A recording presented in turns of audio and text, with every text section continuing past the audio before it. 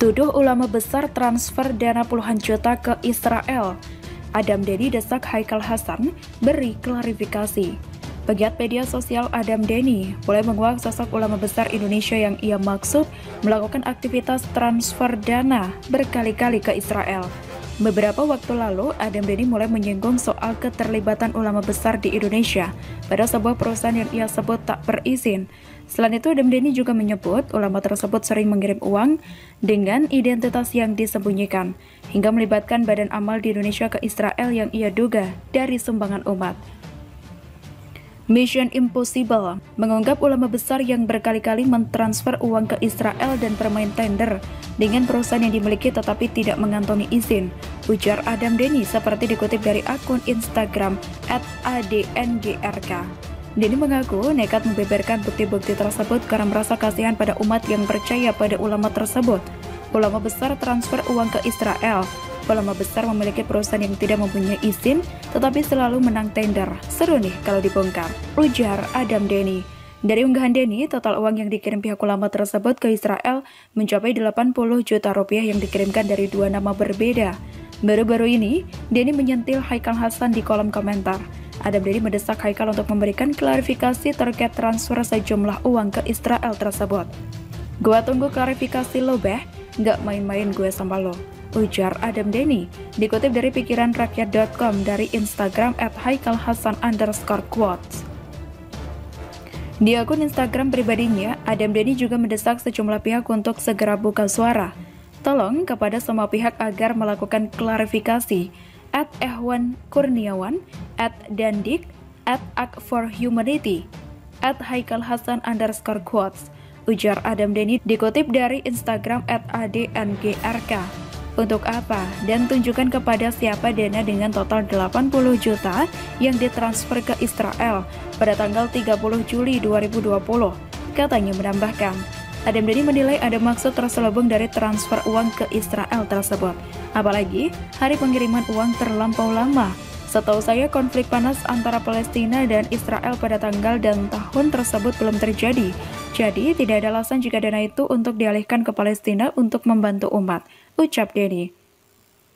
Denny bahkan mengancam Haikal Hasan akan membeberkan bukti lebih banyak jika Haikal dan pihak terkait tak segera memberikan klarifikasi.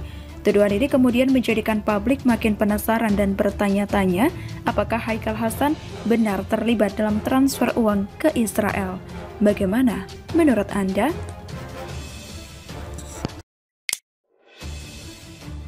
Terah cendana pengemplang dana BLBI diburu negara, ditulis oleh Joy Putra di Steward.com. Pada akhir 1997 dan awal 1998, pemerintah mengeluarkan bantuan likuiditas Bank Indonesia atau BLBI. Dana tersebut merupakan dana darurat yang disuntikan oleh pemerintah bagi bank-bank yang akan ditutup. Alasan pemberian dana BLBI lantaran terjadi penarikan besar-besaran oleh para nasabah yang khawatir kehilangan tabungan mereka jika bank dinyatakan pailit. Pada saat krisis moneter 1997 hingga 1998, pemerintah melalui BLBI memberikan dana sejumlah 147,7 triliun rupiah kepada 48 bank. Data ini pernah dirilis oleh Kementerian Keuangan. Walaupun data masih tersimpan sejak lama, masih banyak obligor yang memiliki hutang ke negara belum melunasi dalam kewajiban membayar utang tersebut. Beberapa debitur yang menjadi sorotan publik adalah datang dari klan cendana. Anak-anak Soeharto menjadi daftar prioritas dalam kewajiban membayar hutang negara. Berikut nama-nama anak Soeharto yang masuk dalam daftar wajib bayar utang negara dengan angka yang cukup fantastis. Pertama, Siti Hardijanti Rukmana atau biasa disapa dengan Mbak Tutut.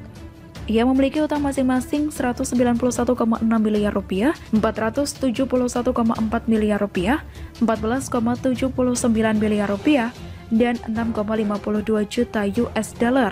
Dari sekian utang yang dimiliki Tutut, tidak ada jaminan aset tetapi hanya berupa SK proyek. Kedua, Bambang Trihatmojo yang merupakan anak ketiga Soeharto. Ia memiliki utang kepada negara diperkirakan sebesar 60 miliar rupiah. Utang tersebut dipakai untuk penyelenggaraan acara multi-event olahraga se-Asia Tenggara atau SEA Games pada tahun 1997. Ketiga adalah Hutomo Mandala Putra alias Tommy Soeharto yang merupakan anak bungsu dari keluarga cendana. Ia juga diminta untuk melunasi hutangnya ke negara terkait dengan dana BLBI sebesar 2,61 triliun rupiah. Tidak itu saja, Tommy berkewajiban untuk melunasi hutang-hutangnya pada kasus BLBI ketika bank miliknya yakni Bank Pesona Utama mendapat bantuan likuiditas senilai 2,33 triliun rupiah. Saya mengapresiasi upaya pemerintah untuk menagih kembali dana-dana yang telah dikeluarkan untuk para penggemplang uang negara. Bertahun-tahun para penggarong uang negara baik yang dilakukan keluarga Cendana maupun para Taipan tidak ada sedikit pun niat baik untuk mengembalikan pinjaman tersebut. Hak istimewa yang diberikan kepada anak-anak Soeharto membuat negara ini bangkrut pada zamannya. Uang negara yang seharusnya untuk mensejahterakan rakyat dikuasai seakan negara ini milik keluarga. Uang negara dimainkan oleh klan Cendana dan para Taipan secara terstruktur dan masif. Dengan kegeraman ini, saya berharap pemerintah dengan sungguh-sungguh menelusuri jejak dana yang disimpan oleh kejahatan masa lalu sampai ke anak cucu mereka. Kalau saja sejak SBY berkuasa kasus ini dibuka, tentunya uang negara yang menguap entah kemana dapat kembali. Namun jangan berharap banyak, 10 tahun SBY berkuasa malah memupuk korupsi kian masif. Untuk menyelesaikan kasus Bank Senturi saja terbengkalai, apalagi mengurus kasus BLBI. Jadi, dalam hal ini SBY tak berani mengangkat kasus BLBI ini ke permukaan. Lain halnya dengan Jokowi. Walaupun telat membuka kasus BLBI, setidaknya pemerintah Jokowi sudah berupaya keras untuk mengembalikan semua hutang negara dari para pelaku pengemplang dana BLBI, terutama utang-utang dari klan Cendana. Presiden Jokowi pun telah membentuk satuan tugas BLBI yang bertujuan untuk melaksanakan penanganan, penyelesaian, serta pemulihan hak negara yang didapat dari dana BLBI secara efektif dan efisien. Pembentukan Satgas ini tertuang dalam Kepres nomor 6 tahun 2021. Coba bayangkan, jika terkumpul dana dari utang keluarga Cendana, berapa nasi bungkus yang bisa dibeli? Berapa bulan bisa mengadakan demo berjilid-jilid? Jadi, siap-siap bohirnya kadrun akan bangkrut.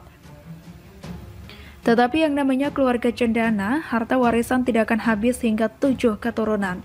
Pemerintah harus antisipasi jika harta kekayaan keluarga Cendana diusik. Khususnya bagi para aparat keamanan harus tetap waspada dengan kemarahan keluarga Cendana, memakai preman-preman berjubah agama untuk melakukan aksi demo. Klan Cendana akan terus memproteksi harta kekayaan mereka supaya tidak kembali ke negara. Propaganda melawan terhadap pemerintah dan Jokowi akan dihembuskan. Padahal jika saja semua rakyat cerdas, tujuan Jokowi dan pemerintahannya menagih utang-utang para debitur yang tak bertanggung jawab adalah baik dan mulia. Jokowi ingin uang rakyat yang mengendap di rekening mereka kembali kepada rakyat. Sudah cukup kita ditindas oleh rezim Orde Baru yang membuat banyak rakyat miskin tambah melarat dan membuat orang kaya makin melimpah kekayaannya. Kita doakan semoga pemerintah bisa menarik kembali semua utang para pengemplang dana BLBI. Selain itu, kekayaan yang didapat dari mulai proyek bernilai fantastis hingga bermain culas dengan praktik monopoli pun harus ditarik hartanya. Hanya di zaman Orde Baru, keluarga Cendana bisa menjadi pengusaha kaya raya. Hanya di klan Cendana meminjam utang tanpa jaminan aset, dan hanya cukup dengan SK proyek. Itu pun dengan memakai nama besar ayahnya, maka dana akan keluar dengan cepat. Demikian kira-kira